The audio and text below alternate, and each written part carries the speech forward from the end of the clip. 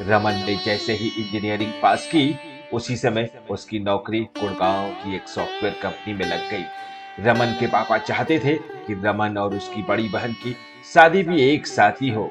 कारण यह था कि रमन को जो पैसे दहेज में मिलेंगे, उसमें से कुछ पैसे जमा करके उसकी बड़ी बहन को दहेज दे दिया जाएगा। कुछ दिनों के बाद रमन और उसकी बहन की शादी हो गई। जिस रात का इंतजार हर किसी को होता है, चाहे वह पुरुष या महिला, वो रात आ गई थी। रमन खुशी खुशी अपने कमरे में गया और अपनी दुल्हन का घूंघट उठाया। घूंघट के उठते ही उसके सारे सपने चकनाचूर हो चुके थे।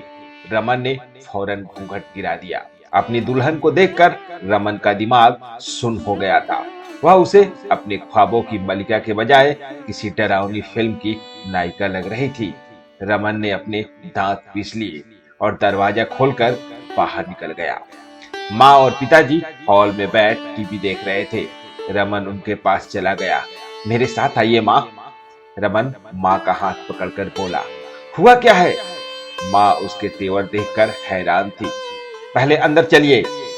रमन उनका हाथ पकड़कर उन्हें अपने कमरे में ले गया। यह दुल्हन पसंद की है आपने मेरे लिए?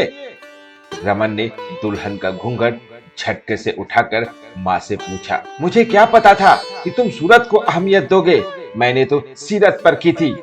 माँ बोली। आपसे किसने कह दिया कि सूरत वालों के पास सीरत नहीं होती? रमन ने चल कर माँ से पूछा। अब जैसे भी है इसी के साथ गुजारा कर लो, इसी में सारे खानदान की भलाई है। माँ नसीहत देकर चलती बनी। उठो यहाँ से और दफा हो जाओ। रमन ने गुस्से में राधा से कहा। मैं कहाँ जाऊं? राधा ने सहम कर पूछा। उसकी आंखें भर आई थी। भाड़ में, रमन ने झल्ला कर कहा। राधा चुपचाप बेड से उतरकर सोफे पर जाकर बैठ गई। रमन ने बेड पर लेटकर चादर ओढ़ ली और सो गया। सुबह रमन की आंख देर से खुली। उसने घड़ी पर नजर डाली, 9:30 बज रहे थे। राधा सोफे पर गठरी बनी सो रही थी। रमन बाथरूम में घुस गया और फ्रेश होकर कमरे से बाहर आ गया। सुबह सुबह छैला बनकर कहाँ चल दिए बेटा? कमरे से बाहर निकलते ही पिताजी ने टोक दिया। ऑफिस जा रहा हूँ पिताजी, रमन ने होठ सिकोड़कर कहा। मगर तुमने तो 15 दिन की छुट्टी ली थी। अब मुझे छुट्टी की जरूरत महसूस नहीं हो रही। ऑफिस में भी सभी रमन को देखकर हैरान थे। ऑफिस में भी सभी रमन को देखकर हैरान थे, मगर उसके गुस्सैल मिजाज को देखते हुए किसी ने उससे कुछ नहीं पूछा। शाम को रमन थका हारा दफ्तर से घर आया तो राधा सजी धजी हाथ में पानी का गिलास पकड़े उसके सामने खड़ी थी। मुझे प्यास नहीं है और तुम मेरे सामने मत आया करो, रमन ने बेहद नफरत से कहा।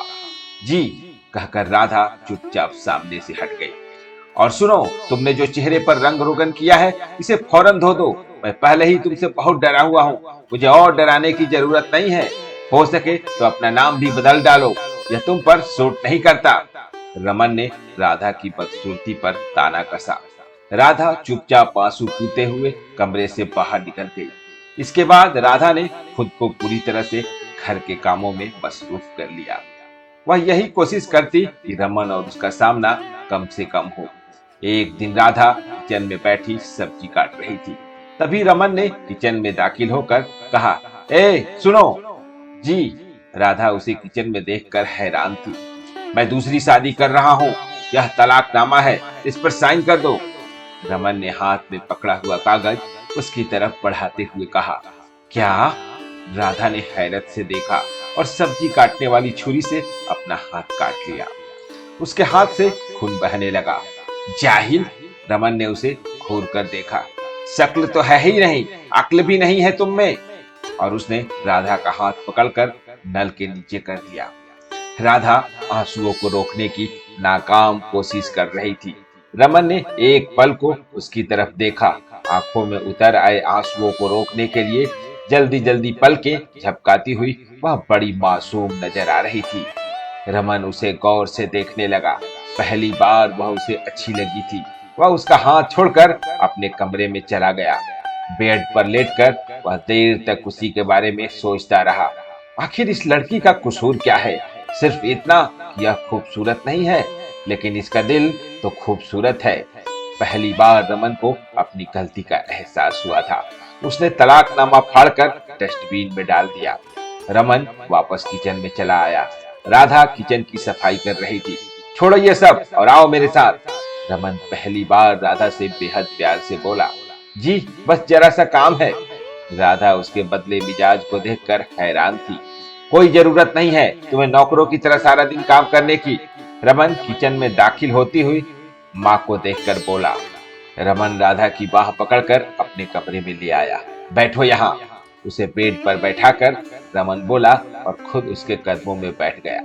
राधा, मैं तुम्हारा अपराधी हूँ। मुझे तुम जो चाहे सजा दे सकती हो।